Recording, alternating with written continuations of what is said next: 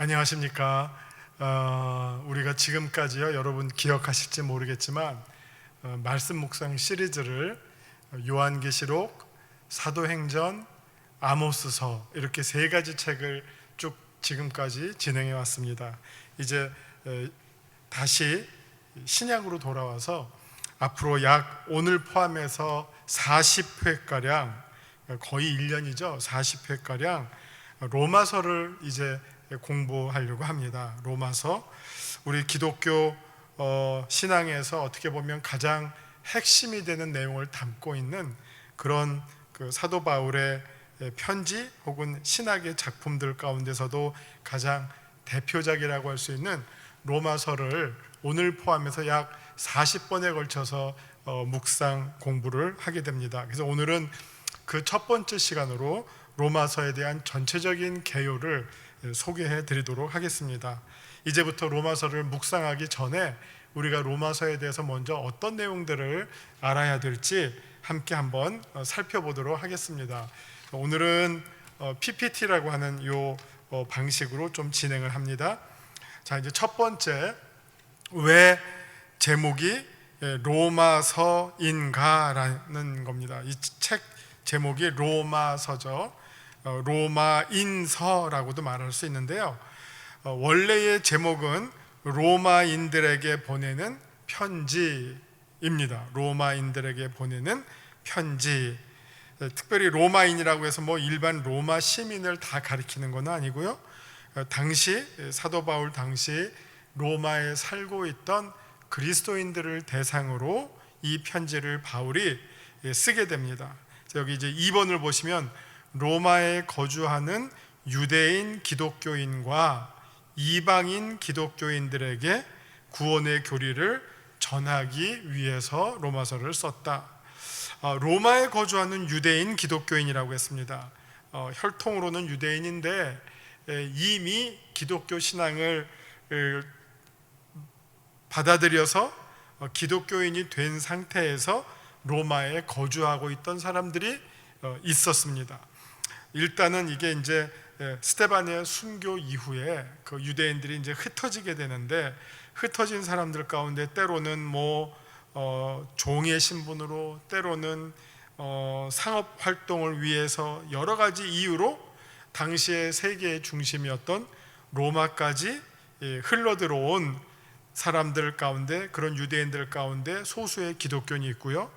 또 일찍이 바울이 어떻게 보면 로마를 향해서 로마보다 동쪽 지역에 이미 오랫동안 선교를 해온 바가 있습니다. 그래서 그 가운데 이방인들 가운데 기독교를 받아들여서 선교를 받아서 그들 가운데 로마에 거주하게 된 또 그런 그리스도인들이 있었습니다. 그러니까 유대인 기독교인과 이방인 기독교인들이 이제 로마에 모여 살고 있었는데, 당시로서는 이들의 규모가 어떤 큰 교회 공동체를 이룰 수 있을 만큼 그렇게 자리 잡힐 때는 아니고요. 작은 이제 공동체별로, 거의 가족 단위별로 가족교회 형식으로 로마의 몇 군데에 흩어져 있는 그들을 향해서 이제 바울이 편지를 쓴 것이, 또 특별히 그 편지의 내용이 기독교의 교리를 아주 요즘 말로 말하면 기승전결 잘 정리하고 요약해서 쓴 그 글을 이제 보내게 됩니다. 그게 이제 로마서가 되겠죠.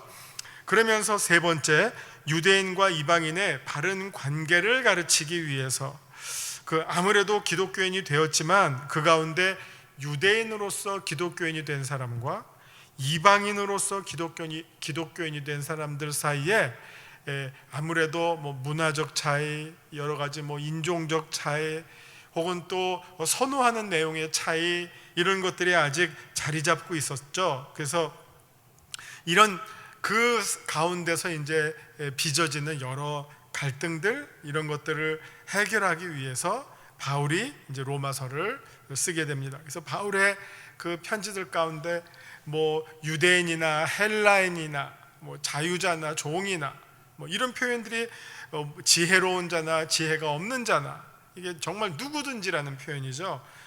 그런 어떻게 보면 모든 인류를 포함하는 예수 그리스도의 복음을 적극적으로 전하기 위해서 그들 사이에서 등장했던 유대인과 이방인의 어떤 관계 설정, 누가 더 높고 누가 더 낮은 것도 아니고 누가 더 안에 있고 누가 더 밖에 있는 것도 아닌 그런 관계 설정을 이 복음은 모든 사람을 위하여라는 표현이 자주 등장하거든요. 그 내용을 이제 설명하기 위해서 로마서를 기록하게 되었다. 그 다음에 또 그 가운데 잘못된 유대교의 영향에서 벗어나기 위해서, 어떻게 보면 이 로마는 예루살렘이 아니니까 이방 지역이죠. 그리고 이방 지역에서의 선교는 바울이 주로 담당했고 바울이 이제 개척했던 영역입니다. 물론 로마는 바울이 직접 개척한 교회가 아니지만요.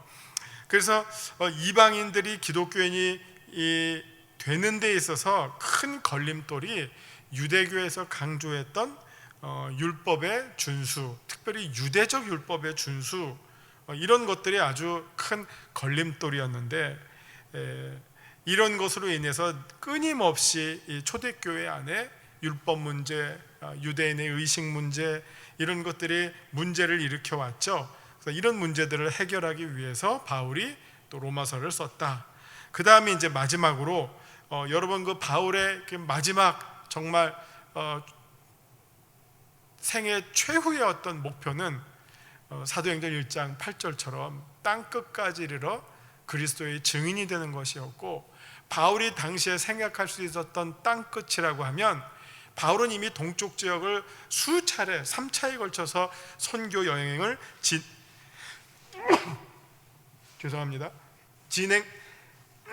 진행해 온 바가 있습니다. 그러나 이제 아직 그 동쪽 지역을 진행해 온 바가 있죠. 그러나 아직 서쪽 지역에 대해서는 바울이 아직 선교의 그 일정을 감당하지 않았을 때 바울의 그 원대한 목표는 서바나, 스페인까지의 선교 여행이었죠. 근데 바울이 스페인으로 땅끝까지 이르러 선교를 하려면 가장 필요한, 어떻게 보면 선교의 교두보, 전진기지 혹은 베이스 캠프, 이것으로서 로마보다 더 좋은 지역이 없죠. 그래서 그 목표 속에서 이제 로마를 차근차근 방문하면서 자기의 선교의 계획을 세우기 위해서 로마의 교인들과 교제가 필요했고 그들과 바른 설정이 필요했기 때문에 이 로마서를 보냄으로 말미암아 관계 설정을 도모했다라고 이해하시면 되겠습니다. 자, 이제 로마서를 기록한 시기와 장소와 시기에 대해서 알아볼 필요가 있습니다. 자, 로마서 15장 25절에서부터 26절을 근거로 바울이 예루살렘의 가난한 성도들을 돕기 위해, 로마서 15장 25, 26절을 보면 예루살렘에 큰 어떤 기근이 있어서 그 밖에 있는 교회들이 이제 모금을 했지 않습니까? 그래서 모금한 돈을 예루살렘에 전달하는 그 상황이 로마서 15장 25절, 26절에 등장하고요. 또 여기에서 그 좀 건너뛰어서 여기에서 지점이 나오는데 로마서 16장 1절을 보면 바울이 겐그레아 교회에 있는 베베를 추천을 합니다. 근데 겐그레아 교회는 고린도의 동쪽의 항구로 바울의 3차 전도 여행 시 석 달간 머물었던 곳입니다. 그래서 이런 어떤 지리적인 특징을 통해서 고린도에서 이 로마서를 썼고, 이제 고린도에서 예루살렘으로 가기 전에 원래는 이제 어떻게 보면 바울은 고민을 했어요. 예루살렘으로 갈까? 로마로 갈까? 정말 어느 곳으로 갈까? 이게 이제 바울에게는 고민이었습니다. 그러니까 선교만을 생각했다면 로마로 갔어야 됐고요. 아니면 사람들과의 관계를 생각했다면 예루살렘을 먼저 가야 하는 이런 어떤 양자택일의 상황 속에서 바울이 이제 결정한 것은 관계를 중심으로 생각해서 먼저 예루살렘을 가고 그 지원금을 가지고 예루살렘으로 가고, 그러면서 또 그 다음에 로마로 가기 위해서 먼저 로마로 편지를 보내는 이런 상황입니다. 그래서 시기적으로는 약 주후 55년에서 57년경 이 바울의 3차 전도 여행 마지막 시기에 해당하는 내용이고요. 여러분 아시는 것처럼 그 이 가운데 이제 마지막으로 에베소에서 예루살렘으로 향하고자 하는 바울의 그 여정을 우리가 보게 됩니다. 자, 그 다음에 이제 이 로마서를 기록할 당시 바울의 상황이 어떠했는지, 당시 바울이 이 어떤 문제들과 어떤 계획들을 가지고 있는 상황 속에서 로마서를 쓰게 되었는지 이 부분을 조금 설명해 드리도록 하겠습니다. 로마서를 기록할 당시 바울의 상황입니다. 바울은 스페인 선교를 계획 중이었고, 이거는 뭐 선교사로서 이방인의 선교를 위한 사도로 부름받은 바울로서 자기의 아마 최종적 선교의 목표는 땅끝, 그러면 그 당시 사람들이 생각했던 땅끝은 서바나, 즉 스페인이었죠. 거기까지도 하나님 허락하시면 내가 선교하러 가리라 라는 그런 계획을 가지고 있었습니다. 그러면서도 또 동시에 예루살렘을 가야만 하는 상황에 접해 있습니다. 3차 전도 여행을 통해서 동쪽 지역의 선교를 다 마친 후 이제는 서쪽의 끝을 향해서 다음 선교의 계획을 구상 중에 있었는데, 그때 로마 교회의 성도들에게 편지를 쓰게 되는 상황입니다. 이게 바로 이제 로마서라고 하는 것이죠. 그래서 이 로마 교회는 스페인의 선교를 위해서 아주 중요한 그 베이스 캠프, 전진 기지가 됩니다. 뭐 교통도 그렇고요, 뭐 보급도 그렇고요, 어떤 사람과의 어떤 인적 자원의 동원도 그렇고요, 꼭 필요한 곳. 그래서 이제 로마를 선택하게 됩니다. 자, 그러면서 또 당시 로마에는 자생적으로 발생한 교회가 있었습니다.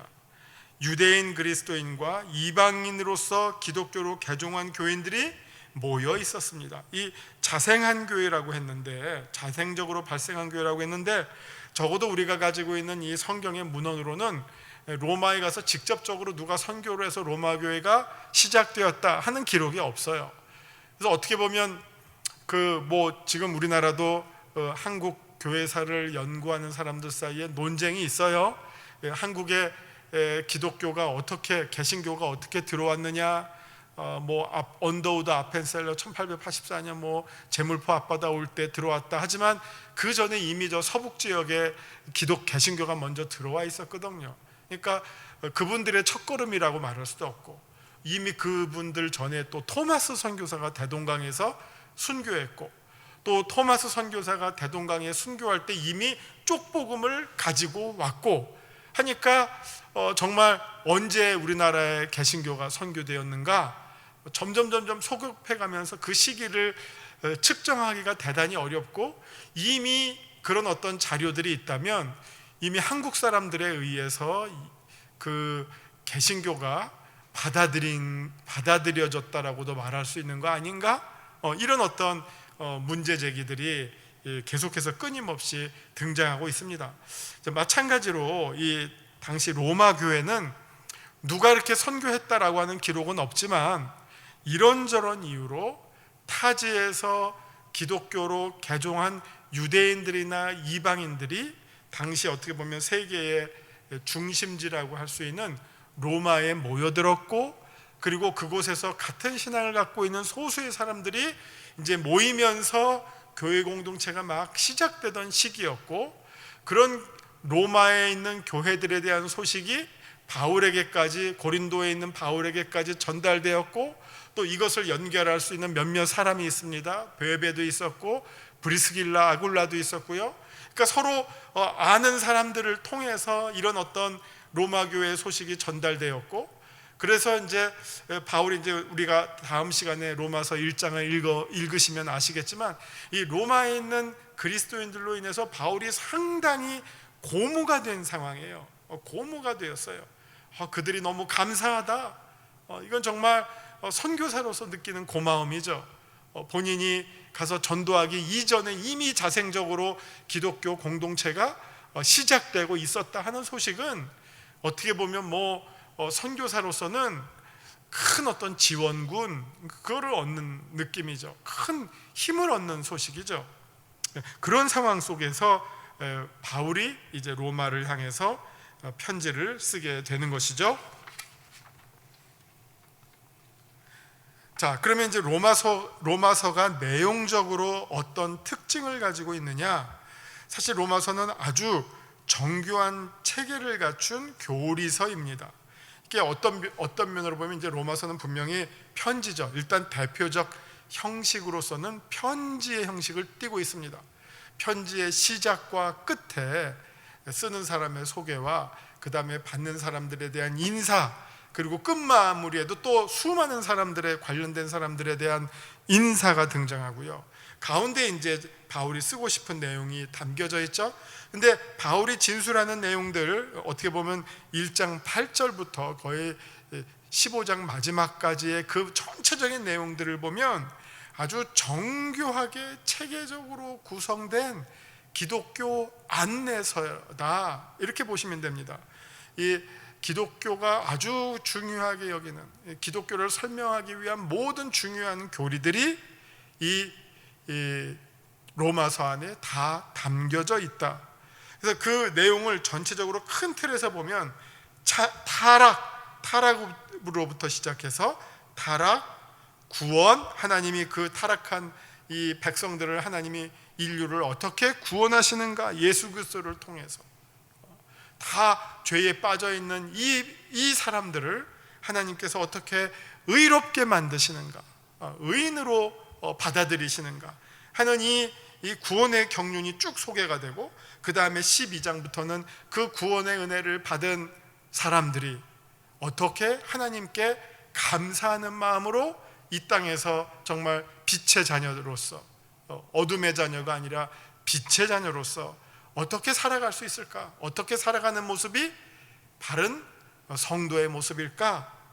이게 기독교 윤리라고도 말할 수 있고요, 그리스도인의 감사하는 삶을 잘 소개해주고 있어요. 그러니까 이게 아주 잘 짜여진 기독교 소개서다, 이렇게 보시면 되겠습니다. 그 가운데 특별히 여기 로마서에는 유대인 그리스도인과 이방인 그리스도인들이 등장한다고 했는데, 그 가운데 특별히 이스라엘의 구원에 대한 관심이 등장하고 있습니다. 9장서부터 11장까지 9, 10, 11장에 걸쳐서 이스라엘의 구원의 문제를 정말 바울이 아주 안타까운 마음으로 아주 역설을 하고 있는 것이죠. 그러면서 또한 이스라엘뿐만이 아니라 이방인의 구원까지도 동일하게 다루고 있는 내용을 보게 됩니다.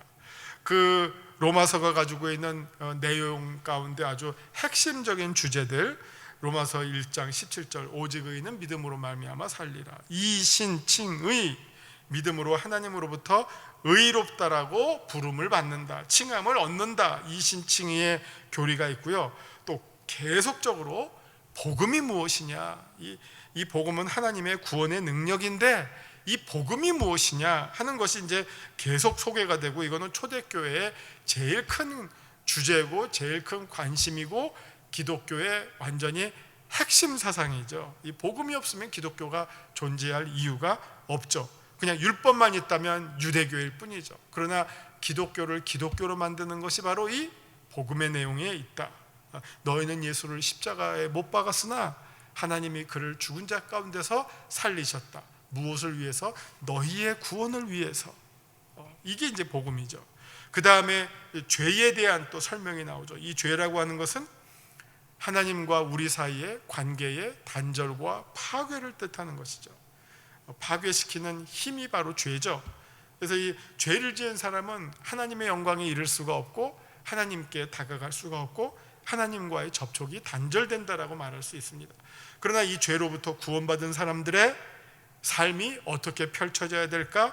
그래서 이제 이 로마서에서는 그리스도인의 윤리, 이 주제가 아주 또 큰 틀에서, 그러면서도 또 아주 디테일하게 잘 소개가 되고 있는 것을 보게 됩니다. 자, 지금 말씀드린 이 내용적 특징을 가지고 전체 구조를 큰 틀에서 보면 이렇게 이제 말씀드릴 수가 있습니다. 그러니까 1장 1절서부터 17절까지는 서론이라고 할 수 있고요, 18절서부터 8장 39절까지는 하나님의 의가 우리에게 나타난 바 되었고, 그것을 통해서 인간의 죄가 드러나고 죄인을 향한 하나님의 엄중하신 심판이 선포가 되고, 그 가운데 믿음으로 사는 사람들에게는 하나님의 의를 얻는 기회가 주어지고, 반대로 그 결과에 따라서 육에 따라 사는 삶, 성령에 따라 사는 삶의 모습이 아주 대조적으로 나타나게 되죠. 그 다음에 9장서부터 11장까지는 이스라엘과 이방인의 어떻게 보면 구원의 문제, 구원의 경륜이 소개가 됐고요.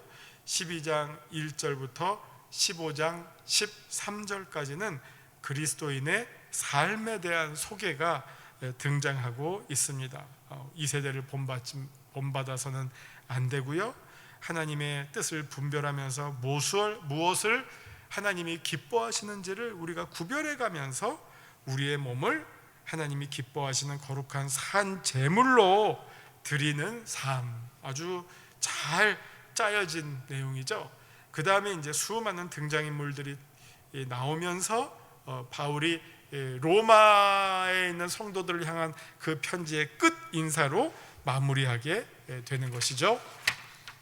자, 마지막으로 이 로마서는 여러 가지의 어떤 감동의 중요한, 어떻게 보면 시대를 바꾸는 그런 사건으로 기능하는 데 쓰여진 책이기도 합니다.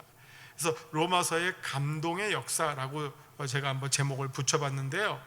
이게 뭐냐면은, 첫 번째는 마틴 루터의 복음의 발견으로 시작된 종교개혁의 원동력, 로마서 1장 10절 오직 의인은 믿음으로 말미암아 살리라 함과 같다 하는 이 복음의 핵심적인 내용을 마틴 루터는 수도사 시절에 이 구원의 문제로 막 씨름하고 갈등하고 막 몸부림칠 때 이 말씀이 정말 번쩍하고 뇌리를 스치고 아마 이 머리끝서부터 발끝까지 한 방에 그냥 관통하면서 지나가면서 정신이 번쩍 뛰어서 바로 이것이 복음이구나, 바로 이것이 자유구나, 그리스도인의 자유구나 하면서 이 율법주의에 빠져있던, 공로사상에 빠져있던 구원론으로부터 하나님의 은혜로 돌파하는, 이 복음으로 돌파하는 새로운 전기를 로마서를 통해서 찾게 됩니다. 그래서 이 로마서는 어떻게 보면 종교개혁의 모든 이론적 근거를 제공해 준 가장 핵심적인 책이라고 말씀드릴 수 있고요. 그로부터 약 한 220년 후에 존 웨슬리라고 하는, 당시로서는 영국 성공회의 목사인데, 이 존 웨슬리 목사가 어떻게 보면 웃겨요. 구원의 확신은 투철하지 않음에도 불구하고 인디안 선교에 관심이 많아서 미국에도 방문하고 인디안 선교들을 하고 했는데, 이런 일을 하면 할수록 내적으로 공허했던 거예요. 왜냐? 믿음이 없었기 때문에, 구원의 확신이 없었기 때문에. 그러다가 1738년 5월 24일, 이 날짜가 너무 유명한 날이죠. 런던에 있는 올더스 게이트라고 하는 그 거리를 지나갈 때 그 어떤 방 안에서, 조그만 교회 모임 안에서 성경 공부하는 소리가 들려요. 그래서 찾아갔더니 이때 그들이 로마서를 공부하고 있었어요. 근데 로마서를, 이게 사경의 형식이죠. 성경을 공부하고 그 다음 기도회를 하는데, 이때 존 웨슬리가 뒤집어진 거예요. 완전히 구원의 확신을 받고 거듭나고 우리식으로 말하면 불받은 거예요. 그래서 그 다음부터 완전히 새로운 목사가 돼서 완전히 영국 교회를 깨우는 부흥운동을 시작해서 감리교회의 창시자가 됐다는 것이죠. 어떻게 보면 이게 이제 18세기의 유럽의 부흥운동을 다시 일으키는 전기가 돼서 감리교회가 시작되는 그 계기 가운데 로마서의 이 기록들이 담겨져 있다 하는 것입니다. 자, 이런 로마서는 이와 같은 또 감동의 역사를 가지고 있고요. 최근에 20세기에 와서도 마찬가지였어요.